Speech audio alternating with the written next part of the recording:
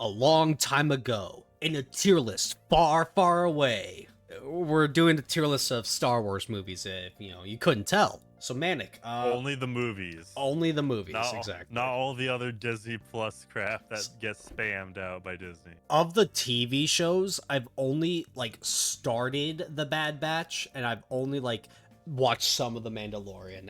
First of all, the Mandalorian TV show should have ended at season 2. They need to just let it die. But guess what? We're getting a Mandalorian and Grogu movie. What, later this year? And nobody cares. No one cares. When is that coming out? Exactly. No, when is that even coming out? It's like, oh wow. I'll look it up. I need more Mandalorian and Grogu. It's so stupid. It's important to remember there's a time where people actually liked Star Wars, where it's like, it was actually good. It's set to come out in May of this year. Really? Oh yeah, because it's gonna release roughly around the anniversary of the first Star Wars movie. Watch that movie still do well just because Baby Yoda, Grogu.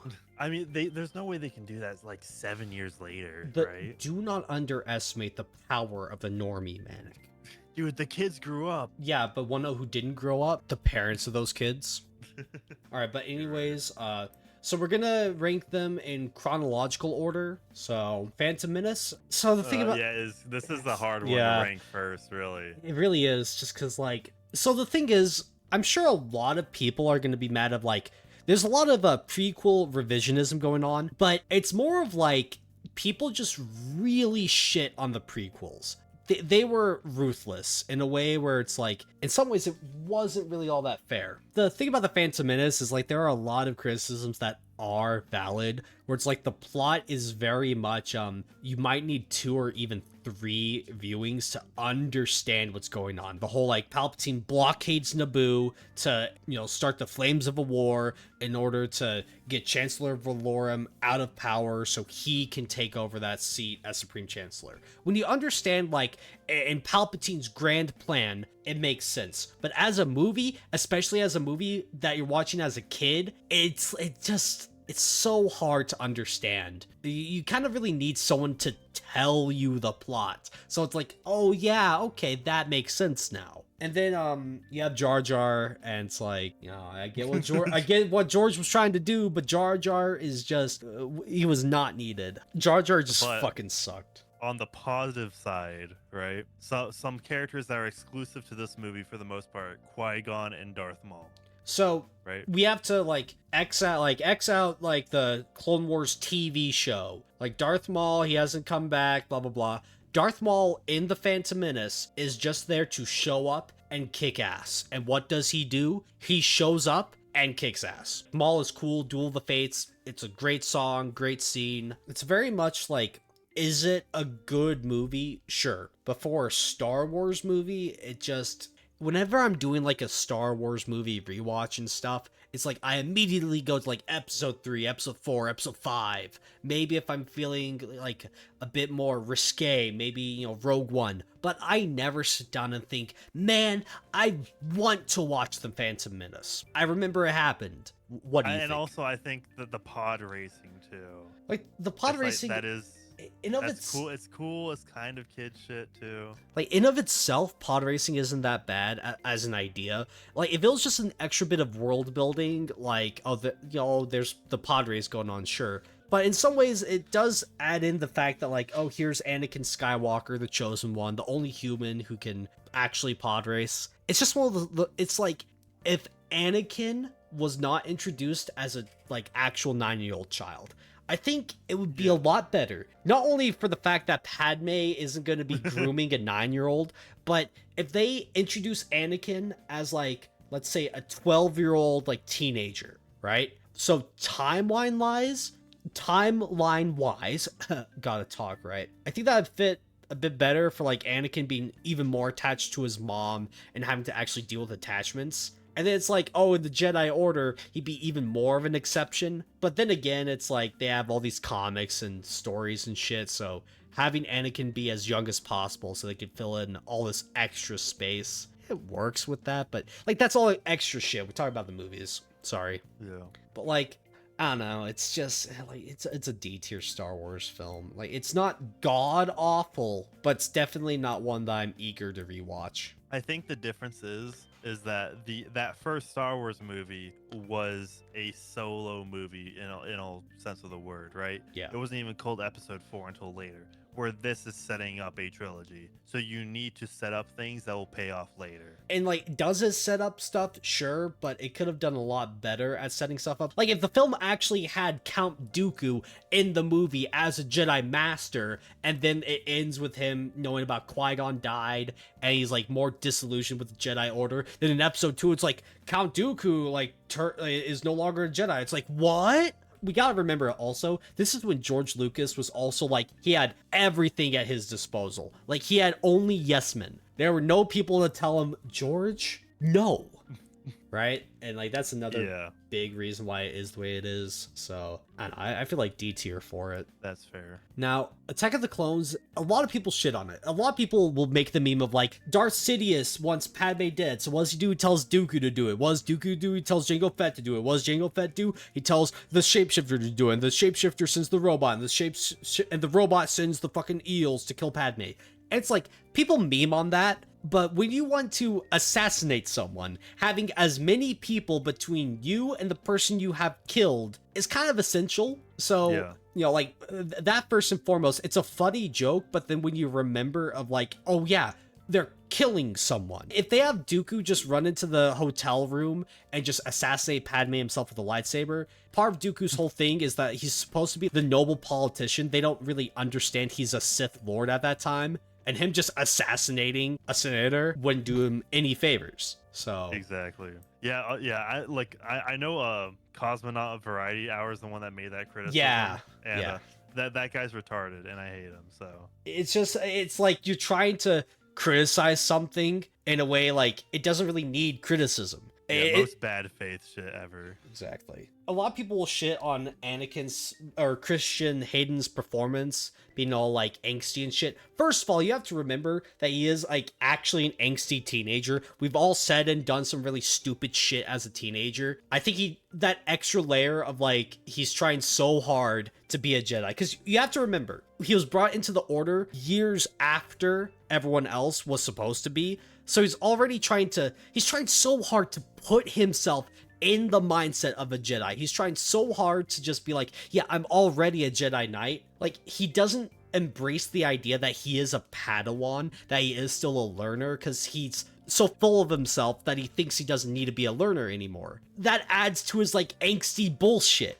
because he's a teenager, because he's just going off the rails and shit. In terms of his performance, I think it actually works, because, you know, he's supposed to be kind of, like, detached, not super emotional, so then when he's obviously supposed to be emotional, but he's supposed to suppress it, like, yeah, of course some of the lines are going to come across as, like, weirdly delivered. But a lot of the Jedi, if you were going to go up to them and to say, like, oh, here's some bullshit going down, what do? They, like, monologue to you about some bullshit, and it come across as, like, what the fuck did you just say? Like, what is wrong with you? I think it's fine. His performance is fine. Natalie Portman as, Padme in this film, and same with the Phantom Menace, like, good performance in general. It really is just, a lot of people get so caught up in, like, the whole romance part of it, and I do get that, you know, and then you have him slaughtering the Tuskens, and he just tells Padme, and then she wants to still, like, fuck him, but, like, you know, you go up to a bitch and be like, yeah, I just murdered these people, I'm just so angry and pissed. Those panties are coming off, bro. I don't know. I mean, I remember seeing this one Reddit post. I was like, I had to shoot this guy in self-defense to defend my wife and child, and now she can't look at me the same anymore. I mean, sure. So it really just is inconsistent. But speaking of inconsistent, it's like the film itself is very inconsistent. There are some scenes where it's like actually good and compelling, then there are some scenes where it's just meandering bullshit. Like the whole droid factory segment where he and Padme are running through it. It's like, you didn't need that.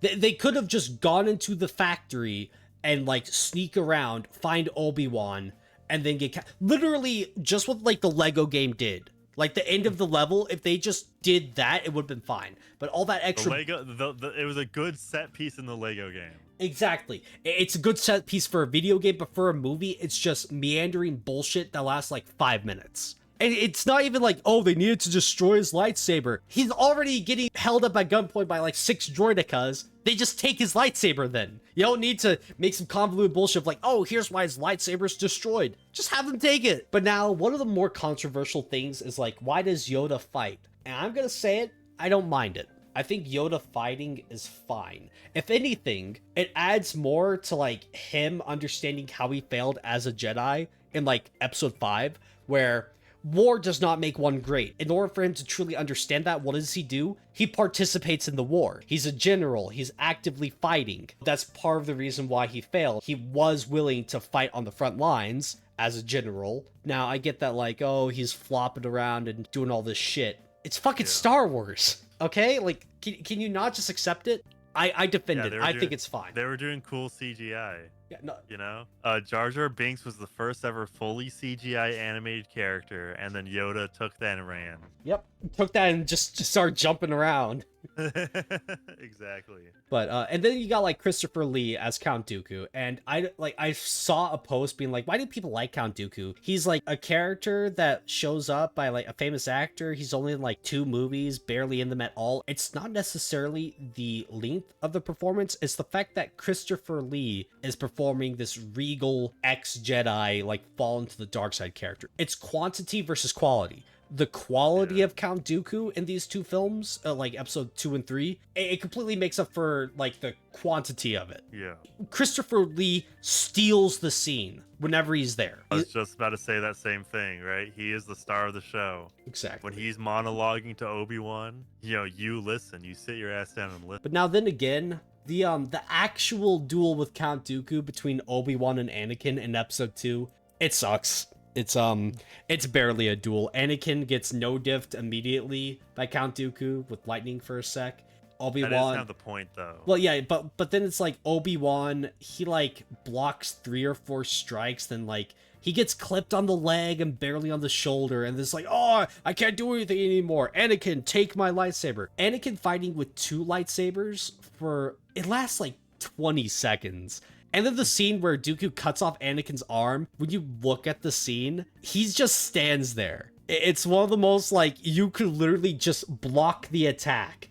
They could have just easily had Dooku use lightning on Anakin and then cut off his arm. I don't know, they could have done anything, but Anakin just stands there like a retard, ready to be hit. And then, oh my god, I got hit.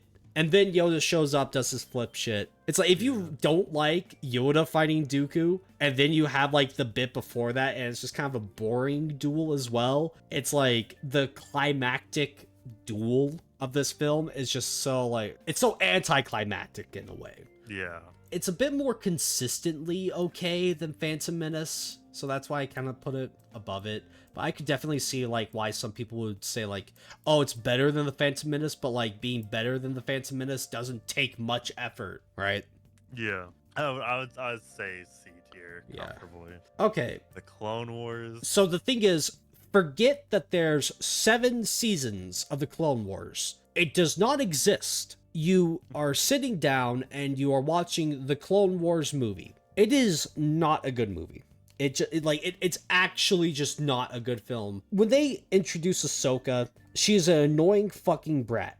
The thing about that, though, is like in the TV show, they take the extra steps to establish her negative character traits, and then they have episodes where she understands why she's wrong and learns her lessons. But that's in the TV show. In the film, she's overly arrogant to the point where it's like, her first scene with Captain Rex is like, so you're captain and I'm a commander, that means I outrank you, right? And she's not asking it in the sense of, how can I outrank you if I don't have any experience? She's saying it in like a pompous fucking cunty way. If she was asking that in the sense of like, does that make sense? Are you okay with that? I don't think I should outrank you. But no, she's immediately like, yeah, I outrank you, bitch. Fuck you, Rex. It's just, Ahsoka in this movie is one of the worst aspects of it. But then you also have the animation in this movie. It is so fucking stiff. Like, like in the later seasons, oh my god, it's beautifully animated. It's fluid. It's just so good. But in this movie, it's stiff. I'm sure like you haven't seen it in a while. It's one of those things where I'm just like kind of telling you it. It definitely feels like an extended episode of the Clone Wars TV show that they turned into the pilot. But now Yeah, I because is the name Rhoda the Hut? Rhoda That's the kind Hutt. of the MacGuffin. Yeah, Rhoda, okay. yeah, like that's Jabba's son, and mind you, Yeah. Rhoda is never brought up again in the entirety of the series. I know I just said we're not mentioning that, but the fact that like the key plot point of the series is just never brought up again in any way, shape, or form. Is it brought up in the Mandalorian as well? I don't think so. I mean, how cool would that be, right? Oh, like, oh, there's a new Hutt in power, and it's Jabba's son. Remember Jabba's son? But I don't know about that. The jokes and the quips are like so try hard. I'm gonna call you Sky Guy. Don't get snippy with me. Sky Guy and Snips. It's just, it doesn't work. All that, it doesn't work in the way they want it to.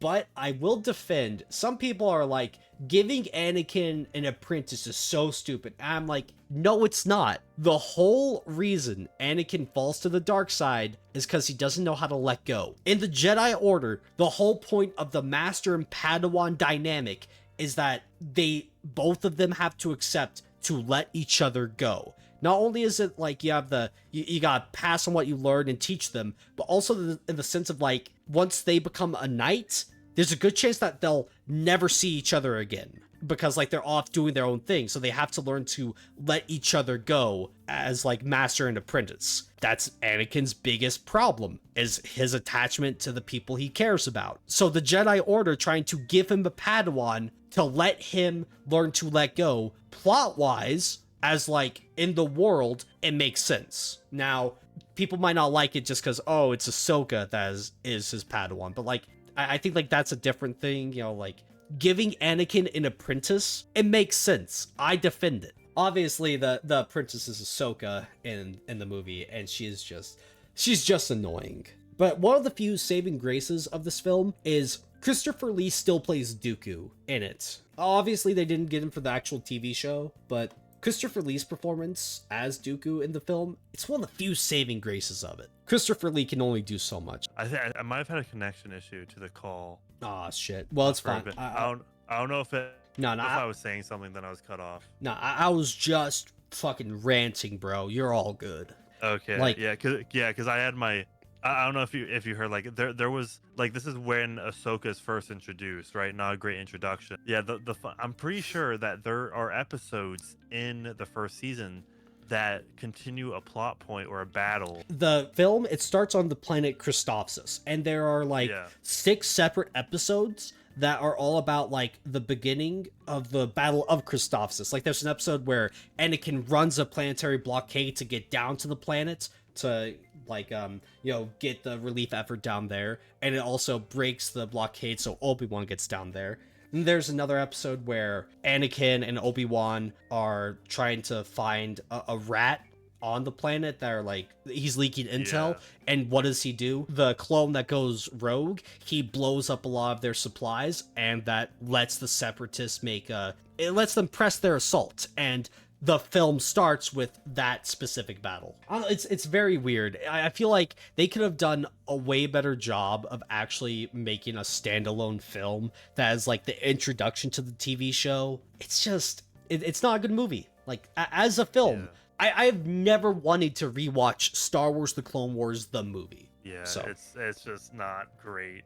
But going from F tier, fucking just, yes! Revenge of the Sith is just, oh my god, bro. It's a great film. It's so good.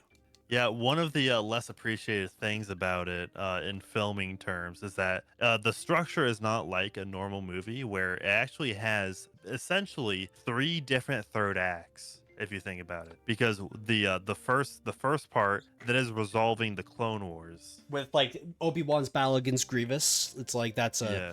And then you have Anakin and Obi-Wan and Yoda and Palpatine fighting at the same time. Yeah, so that's all super greatly, like the CGI still really holds up today. The story itself, like you can really see Anakin's fall towards the dark side here. Ewan McGregor as Obi-Wan is just like, he's at his best in this film. Ian McDiarmid as Palpatine is like at his peak in this film. Dude, like he has only like 5 lines in The Phantom Menace, and then he like opens Attack of the Clones in the Senate. house where he's like, oh, Padme, I'm so sorry you got, almost killed. And then, like, he's out of it. But then, like, in Revenge of the Sith, it's nonstop Ian McDermott, Anakin, like, listen to me, Darth Plagueis the Wise. I feel your anger.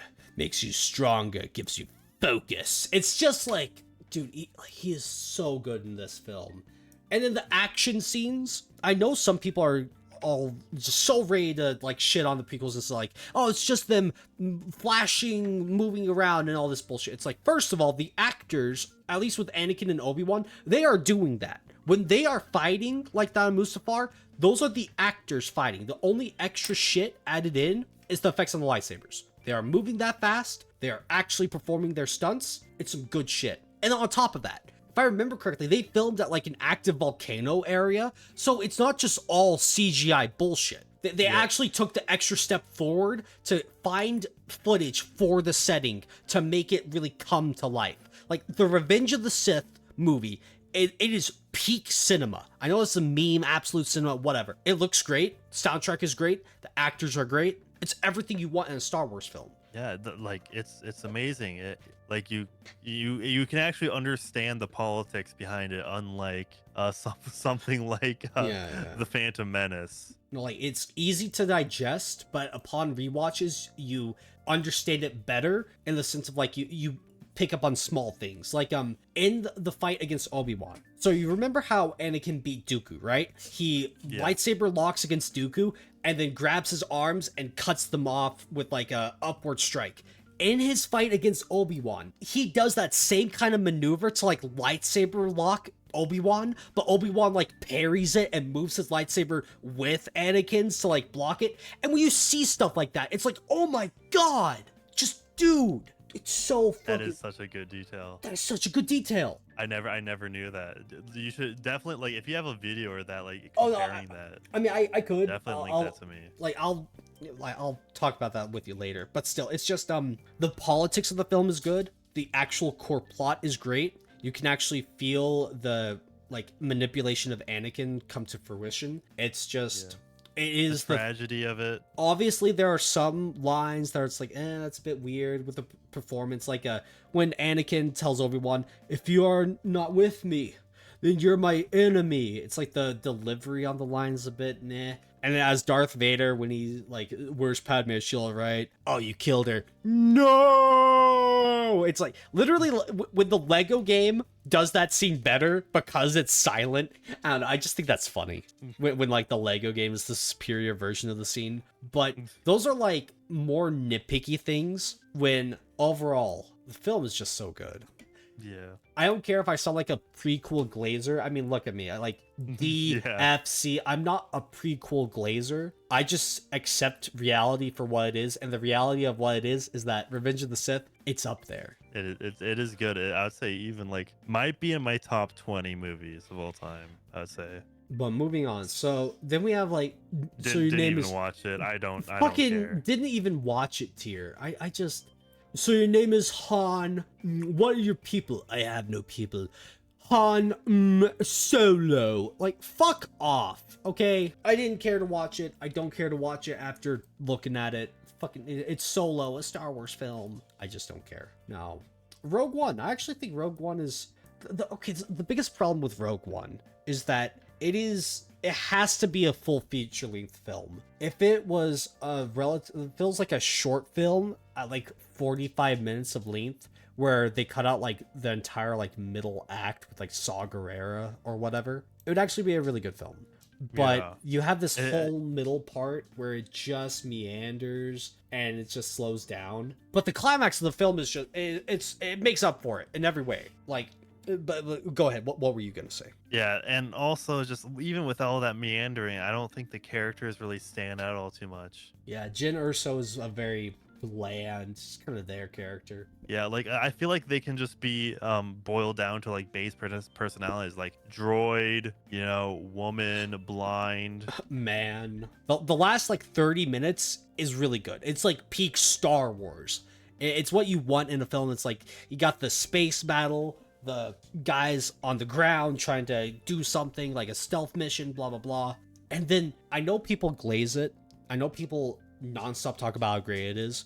The final scene of Darth Vader in the hallway with Rebels. You want to know why everyone says like it's so good? Because it is just that good. Do you remember that scene? Yeah, I do. I do know that there are some, like, if you really hate Disney Star Wars, you wouldn't like that scene because it'll make the fighting in A New Hope worse. Continuity. The problem with A New Hope is that it really is a product of its time. They just actually didn't have the materials, and they didn't fully understand what they wanted to do with it. So like, I accept that, you know, but one really awesome detail about the scene with Darth Vader in the hallway is he makes his, you know, Ober breathing sound, and then when he ignites his lightsaber, he turns off his light support system. There's no beeping, he's not breathing. So like the entire time, Anakin is holding his, Darth Vader, I should say, is holding his breath as he's slaughtering the group of rebels for like a minute.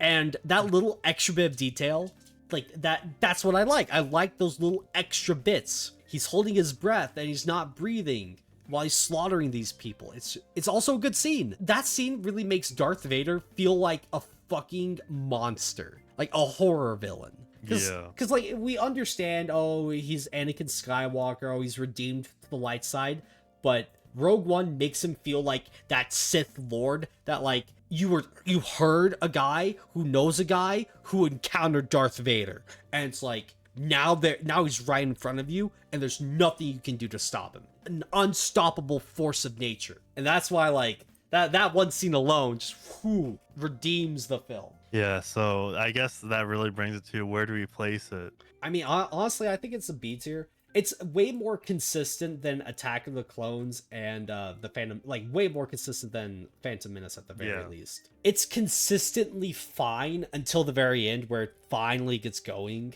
and it's watchable. It's not, like, you understand it on a first watch. On a rewatch, it really is just like you're kind of wanting to just get to the very end. So it's kind of like on par with Attack of the Clones, and like the ending of Attack of the Clones kind of falls flat a bit with like the final duel against, you know, Dooku and Anakin, but the final scene in Rogue One is just non-stop, just peak. In some ways, yeah, I'd like, be fine with it with either C or B. In all honesty, I think but the thing is, like, if the last third of the film is what redeems it, I really can't put it higher than C in that sense, because I don't remember anything until they finally get to that planet to get the Death Star codes. And like, that's a big problem. Like, I remember, oh, Padme's ship gets blown up, and like Obi-Wan goes on his little hunt to find out what's up with Jango Fett and the Kaminoans and the clone. Like, I remember the stuff that happens in the Clone Wars, whether or not I like it or it's good, whatever. I remember it. I don't remember Rogue One until the end. But moving on. A New Hope. You know what? It's good. So it's the first Star Wars film, so there are some issues, but those issues are just like very minimal. Oh, the lightsaber duel against Vader and Obi-Wan, it's not that good. Well, so what? Like, it's still fine. It's good enough. The actors are having a good performance. The music is great. Like, that's one thing that we haven't really touched on, is like the music in Star Wars. It's like, you know, Duel of the Fates alone like kind of, you know, redeems a little bit, but you know, it's like, but still, it's like the OST, the scene of Luke looking over the horizon to the two suns as John Williams scores playing. Oh dude, it has the vibes. It has the vibes, exactly. The trench run at the Death Star is just like, it's memorable, it's great. The Death Star itself is a really cool set piece, and it's like, oh, it blows up a planet, so like the stakes are high and yada yada. But like, and it really does try to feel like a like literal other planet, like on Tatooine. Yeah. Right, you are living in a completely alien civilization. And then you have like the set pieces, the characters. Like, Han Solo is already great. Harrison Ford is a good actor. But I'm trying to think of, like, you know, as a standalone film in of itself, it's really good. Like, it's good. But it's really just a matter of like, it's the first one that they ever made, so it's overshadowed by the stuff that comes after it, and like literally everything that came after it. Yeah, but not to mention they bring back Tatooine so many times. They try to like basically capture that same feeling with like Jakku, and it's just like the Death Star, the Death Star, the Death Star. But like, it did it first, therefore it's fine. But yeah, it's good. It's a really good film.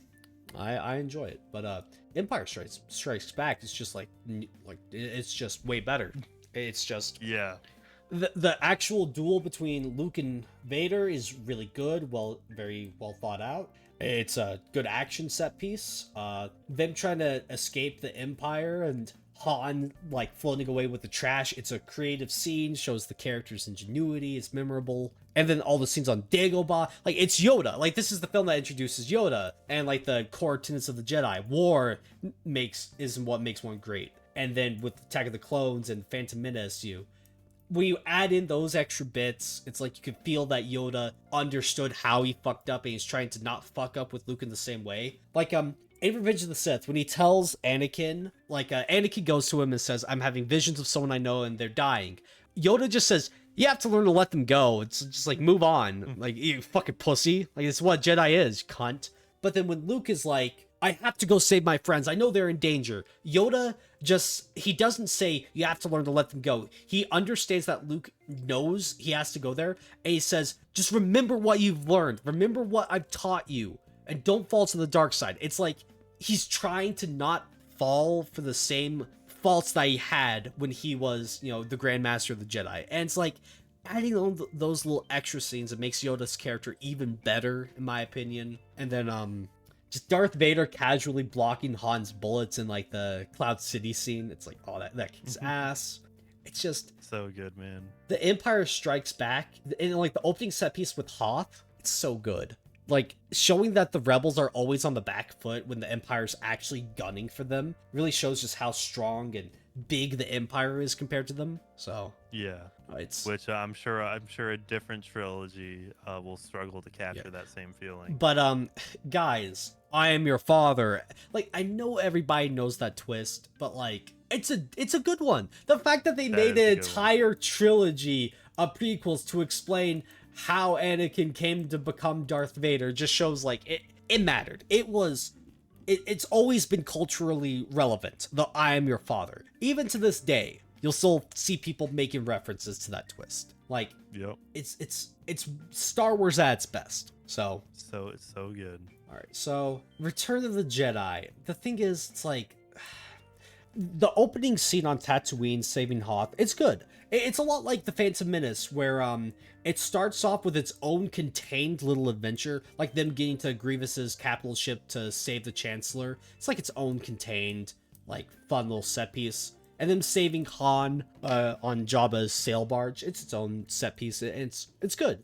But yeah, it really kind of leaves room for imagination because like there is a 3-year time span between all of these movies. Yeah. So like it really makes you think, it kind of lets the movie surprise you. It's like, oh, Luke is like cool now. Like he shows up in full black garbs. Like it's like, oh, so they make him look more like Darth Vader intentionally to show the whole like, oh, he's turning to the dark side over the course of the film. The actual fight between him and Vader is pretty good.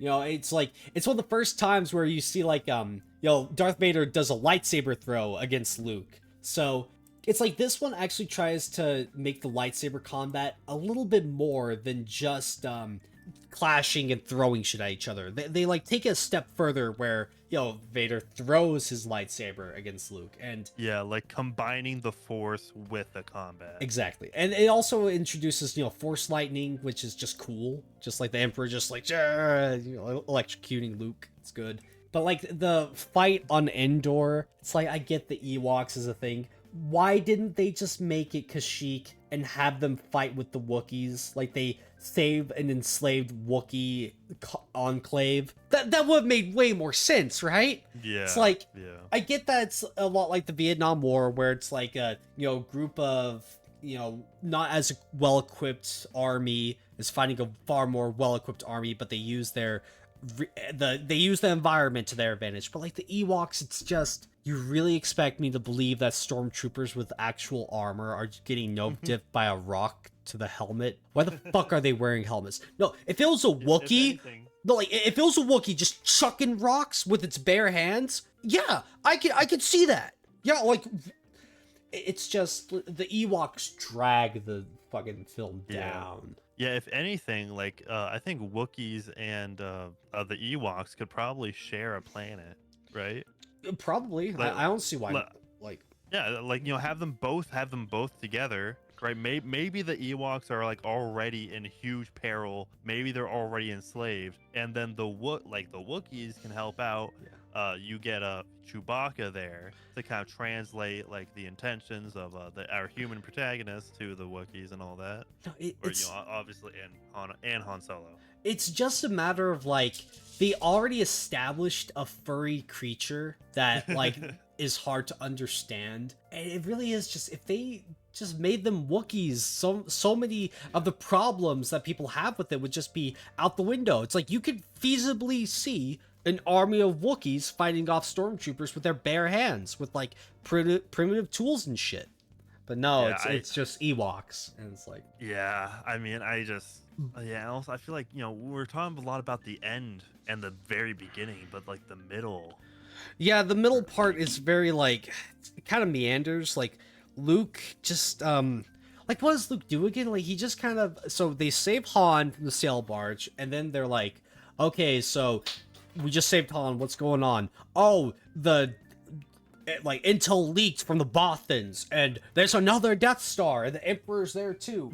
And it's like they set that up, and Luke, they all get to the forest moon of Endor, and then Luke kind of just he goes back to Dagobah to see Yoda one last time. He does do that. But then and then after that, he's told, oh, you gotta confront Vader, and he goes to the planet, talks to Vader face to face, and it's like, I believe you are the father, Anakin Skywalker. I believe that's part of you still in there. And then, Darth Vader says, I'm not that anymore, or something like that. It's like, I forget the actual lines, but Luke does do shit. But once again, it's like the beginning and end are good. The middle kind of meanders, and then... Yeah, I think because the meandering, I think it probably has to go in B tier. It's not as much of an issue as Rogue One. Yeah. But, like, A New Hope just stands on its own feet way better. And it's like... Yeah. I do like Return of the Jedi, but there are just some flaws with that I just don't like that, brings it down a notch. So, yeah. the obvious joke that we can make with these is just blah, blah, blah. Like, that's the obvious joke. Now, here's the thing. Okay, so let's just start with, like, The Force Awakens. It's like, it is so profoundly mid. Like, it's just retelling A New Hope again, like, the whole, like, planet-destroying super weapon. They've already done that twice. Like, we didn't even talk about, like, the Death Star in this one. It's like, the Death Star is here again. Yeah, it's just that. And it's like, they had to make the whole, they had to raise the stakes by making another planetary super weapon that destroys shit. It can't just be a war between two sides, just like all this shit. No, Death Star again. And it's like, yeah. So it's been a long time since I've watched The Force Awakens. And part of that, it's like, with these two films, it's like, I just don't want to watch them because they're just bad and I don't like them. But like, with this film, it's a lot like Solo, where it's just like, I just don't care to rewatch it. Like, then also you have, who directed The Force Awakens again? J.J. Abrams? J.J. Abrams, yeah. Like, his whole mystery box bullshit of, like, I'm just gonna put something in there, and it's like, oh, we'll establish it later. It's just so fucking annoying. Oh, she gets Anakin's lightsaber. Why? That's a time for later. Literally, like the character says. Which is not explained. Just not explained. Like, Maz Kanata does not explain what that later Exactly. is. No, it's some of the most fan servicey bullshit. Here's Anakin's lightsaber. Shit like that. And then I'm not opposed to them killing Han Solo. And like, I don't mind that scene where like Ben is still like just so tormented and he does what he thinks he has to do. And then, like, oh, he understands why he fucked up. But, like, we'll talk about that later. So, the actual scene where Han dies in of itself isn't that bad. Like, he's trying to talk to his son, trying to save his son. And, like, he truly believes his son won't kill him. And then you get the betrayal. And in some ways, it's actually, like, a good foil to, like, Return of the Jedi, where, the son saves the father. The father tries to save the son, but the son, falls to the dark side. And so, like, you get that good like, it's not like rehashing this, it's like thematic parallels but just twisted in a way, and that kind of shit works. I don't mind that, but it's just like, it's Jakku is just Tatooine, and then you have the fucking Resistance, like all this shit that these three movies did. Like, these three movies, all the shit that they did is just completely undone in, like, this trilogy. Yep. A lot of the hate that I have for these, like, three films is just more of the sense of, like, knowing that all six of the films that came before it, all the shit's just kind of, like, undone, you know? Exactly. And yeah, it's like this trilogy needed a prequel trilogy to establish it. Yeah. You could have started a whole new franchise at the same point that The Force Awakens was at, but the thing is, you don't really get that liberty if you already have a story that was resolved. The Empire situation was resolved, and then you just start the thing 30 years later. Oh yeah, the New Republic is already like under fire. Yeah, from this like uprising. It's just so stupid. The thing is, though, with Finn and Poe, they're actually not that bad, from what I remember. I actually enjoyed Finn and Poe's dynamic. The only problem is, like, they don't use what's established. The whole idea of Finn is an ex-stormtrooper, and, like, he just starts killing other stormtroopers. Like, they don't even attempt an idea of, like, oh, he was an ex-stormtrooper, so what's he gonna do? He's gonna, like, try to convince the people, like, you guys don't have to do this anymore. You know, and like he makes a own mini rebellion within the First Order. It's like they just don't do they don't do anything interesting with what the Force Awakens establishes. Like, yeah, that's why I'm kind of like putting it in D tier. It's not an F tier film, but like it's rehashing some bullshit. It has some okay ideas, like Ben killing Han Solo, but then, like, we get to, like, the fucking Last Jedi and The Rise of Skywalker. Like, actual just...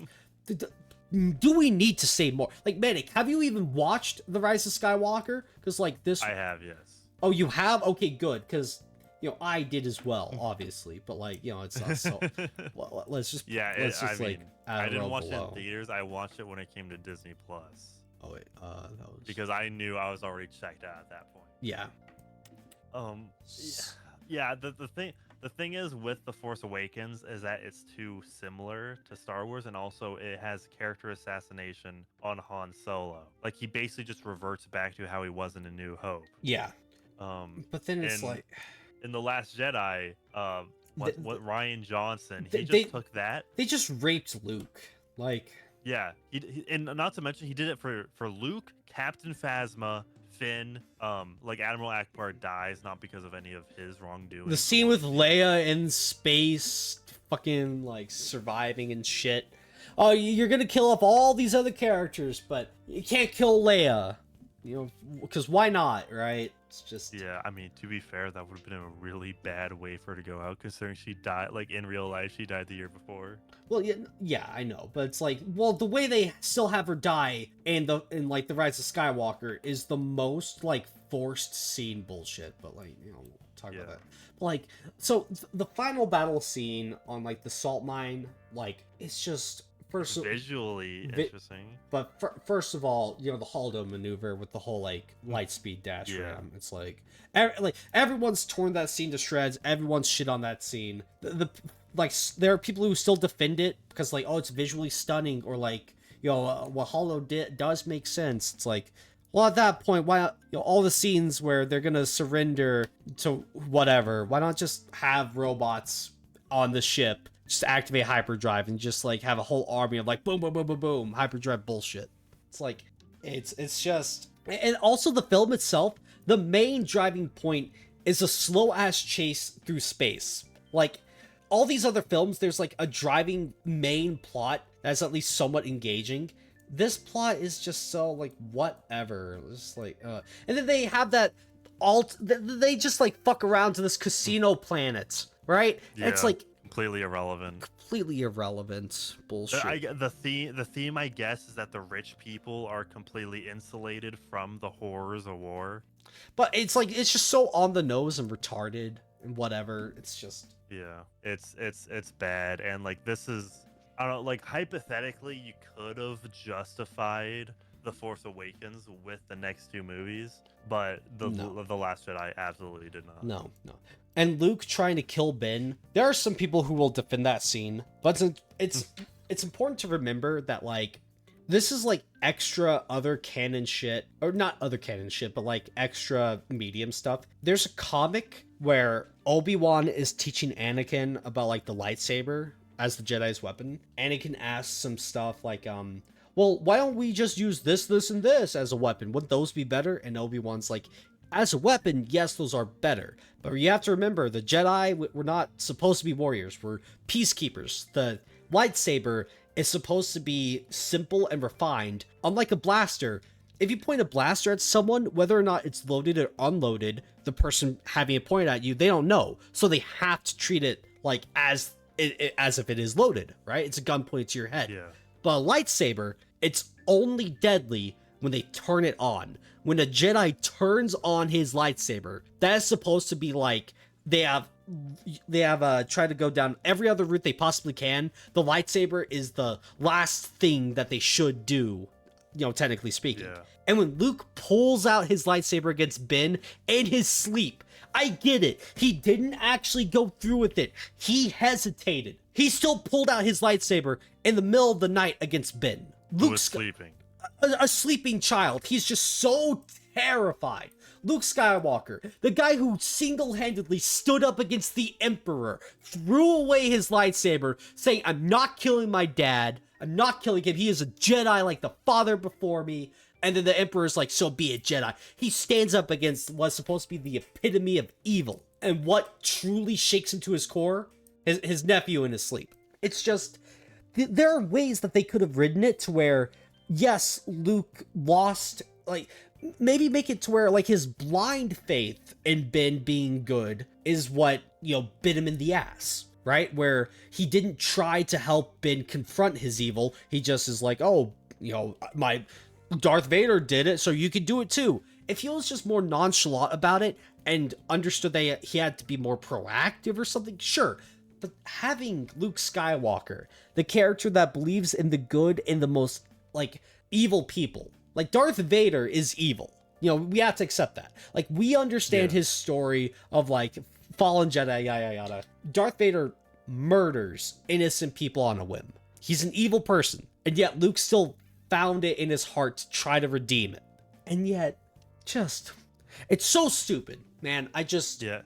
It's like Luke Skywalker has the opposite problem of the lead in Rogue One, where in Rogue One she's too much of a passive protagonist, where here he just had to do that to like get the plot moving. Yeah. And it's also another bullshit problem with J.J. Abrams' mystery box of like, oh, why is Luke Skywalker in exile? I don't know. Watch the next movie to find out. And they just had to write something together. It's like, I don't know. Supposedly, I believe J.J. Abrams was originally going to have that final scene in The Force Awakens be Luke like meditating and have like all sorts of cool like special effects, rocks around him. But it was Ryan Johnson who specifically requested that he's just standing there. And it's just like, this movie just feels so mean-spirited as well. Oh, Luke throws away the lightsaber, literally, right? It's like, Luke is a dick. Everyone else in the fucking New Republic or whatever, everyone else in the Resistance is an asshole. Holdo's a cunt. The only person who mildly is likable is Poe, and the film goes out of its way to make Poe feel like he's in the wrong. You weren't supposed to do that, Poe. What's wrong with you? Why are you having a mutiny against us? Even though Poe doing what he does on his own whim saves them in the battle or whatever. And then also you have the fucking spaceships. Like, the one spaceship that had, like, 30 mines that just dropped down in the vacuum of space. It's like, even the fucking ships in this film suck ass and are retarded and are not well thought out. It's like... That reminds me, like, in that chase sequence, it literally starts off with like, a Marvel, like, tier quip. Like, the prank call, essentially. I just... Like... Even if you just like, the film is just so flawed and shitty. It tries so hard to like look cool, and then like the actual throne room fight between like Rey and Ben, Kylo Ren or whatever, against like the Imperial Guards. It's like, the problem is that the actors are not willing to go the extra mile to actually have good choreography. Like when Christian Hayden and Ewan McGregor were training. They are training to like actually have a good, fast cinematic fight where they're fucking trying to kill each other. But a problem with like the new trilogy, the sequel trilogy, I should say, is the props that they actually used in the film were way heavier than what they used in the prequels, just because like, oh, it'll look better in post or whatever. So the reason why you see them like swinging around like so fast, like remember in the Phantom Menace when Obi-Wan was fighting Darth Maul, they were fighting so fast that the camera actually had to like slow it down. Like they were just going at it that quickly, but they physically couldn't do that with what they were using in this trilogy. So it's like even the props that they were using are so much worse than what they were using beforehand. So that's why it's like in this fight, it's like the final climactic fight is just, you see all the times. I remember seeing like a breakdown of the film. Like one of the guards has like 2 daggers in his hands, and he's in a position to where he could easily stab Rey with the second one, and they digitally remove his second dagger just so it's like he's not there, so he could just like, you know, shank her or whatever. Like the fucking so bad. Like the final fight itself is just, it's not well choreographed. It's flashy. A lot of shit is happening. But upon rewatching it, like I told you, like, oh, if you rewatch this film, Anakin does the same movie does against Count Dooku, and it's like, oh, that's so cool. But when you rewatch this fight, it's like, that bullshit's there. That bullshit isn't there, which makes it even more bullshit. And it falls apart. It's just, yeah. But then we have... well, here's the thing. We've talked all that much about The Last Jedi. We have not even mentioned Captain Phasma or Rose Tico. Exactly. Like, so, fucking Holdo willingly kills herself, sacrifices herself for the Resistance, right? And it's played up as like, oh, it's beautiful. It's so good. Like, oh, well done, Holdo. Finn tries to do the same, and they stop him from killing himself. Why? Because love wins war, not sacrifice. Like, let's just forget, like, all the clones that died in, like, the opening scene in Revenge of the Sith to, like, help them get to the capital ship. Let's not forget, like, the people that died in the X-Wings in A New Hope. Let's not forget all the, you know, Hoth troopers that died to stall for time to get the, you know, the rebellion off Hoth, you know, like, oh, but love wins war. Yeah, that's... The crazy thing is, like, in retrospect, Rose Tico really is one of the, like, least atrocious elements of this movie. But still, and, it's just... And thing is, everything that The Last Jedi introduced, The Rise of Skywalker didn't even bother to, like, carry any continuity from that film. This is literally like Twitter beef in movie form. J.J. Abrams returned. This was originally going to be directed and written by Colin Trevorrow, who did the Jurassic World films, but no. J.J. Abrams was so pissed at Rian Johnson that he just made the last Star Wars movie. You need to correct the record. Somehow Palpatine returned. Do we actually... That's what happens when you kill Snoke. Snoke was supposed to be the big bad, and it just didn't do that. Do we actually need to talk about The Rise of Skywalker? Like, at least with The Last Jedi, we can actually talk about, like, what it does wrong in, like, a meaningful way, where it's like, you know, this, and this just doesn't work, or the characters are flawed. But like this, it's like, this film is trying so hard to capture that feeling of, like, you know, New Hope, or, you know, fucking Empire Strikes Back with like, oh, they fly now, right? It's just, there's so many quippy lines and all that bullshit. Yeah. But at the end of the day, it's just, somehow Palpatine returned. We go back to planet-destroying weapons, but now it's like on each individual fucking, like, Star Destroyer. And it's just... And then, like, the actual final fight between Rey and Palpatine, what does she do? She just double crosses the lightsabers to reflect the lightning back at him even more. As if Mace Windu didn't fucking... Like, it's a bad movie. And the fact that it's, like, the final triumphant climax to, like, a Star Wars trilogy, it's just... Yeah. I'm putting it below Solo for a fucking reason. Like, even though I didn't watch this film, I still know that, like, it's a mildly okay film that is, like, mid at best. It's just okay. Unnecessary. It's unnecessary mid, but this is necessary fucking garbage, bro.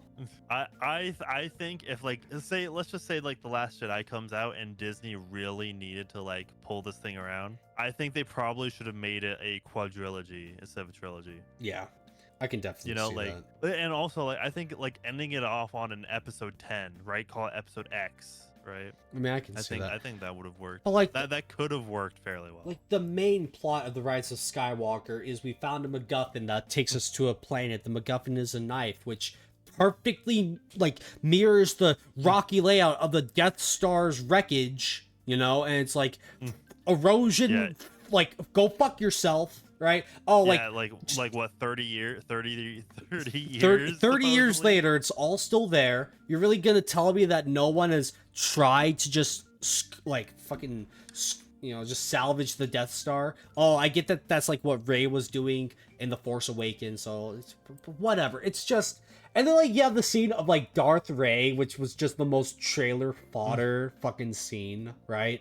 Like, do you remember that? Yeah. Where it's like, oh, she has this Didn't she have double. sharp teeth. She had sharp teeth and a double-bladed lightsaber that was like super long, just so like it has that effect where it folds in on itself or whatever. It's just Oh yeah, it made it look like a Swiss Army knife. something like that. I don't know. It's just whenever this film isn't doing something stupid, it's just doing something bad. Like Han shows back up as like a Force ghost, but he's not a Force ghost or whatever. Like they couldn't just have Ben be in a scene alone by himself and just cry about how he's a failure and he fucked up or something. Go insane or something. Yeah, it's just. But and once again, like the actual lightsaber choreography in this film just sucks ass because they're using like bulky, heavy things, right? Yeah. It's just, and then the fucking end. What's your name? Ray. Ray what? Looks off in the distance. Do. Ray Skywalker. Dude, there's that one clip of like a movie theater watching it, and it's just like the one woman who goes like, I fucking hate Star Wars. Like, and the fucking credits theme starts playing. Like, that is peak comedy. That is so fucking funny. I fucking hate Star Wars. The Star Wars theme starts playing. And let's not even forget like the whole scene of like Ben and Ray kissing, and it's like, and Force Heal. It's like that just feels like a video game mechanic that they just tried to adapt to like the films, and it's like, yeah, even though it would completely bastardize like Anakin's supposed arc and character motivation in the prequels. It's like, Master, I'm scared someone's gonna die. Oh, do you know how they're gonna die? I'm not sure. It looks like it's gonna be like internal pain or something.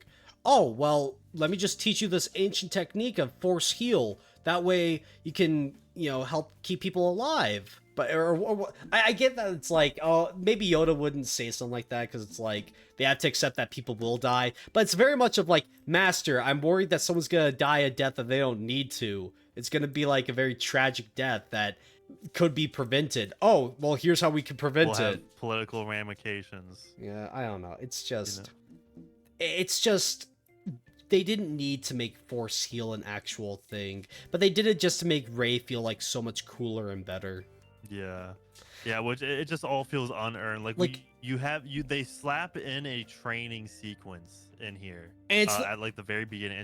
It's like just her fucking around. It's just her running through the fucking Force. It's trying, like, that's what I meant again by like it's trying so hard to capture other films, like the scene with Luke and Yoda training, that actually had merit, that mattered, right?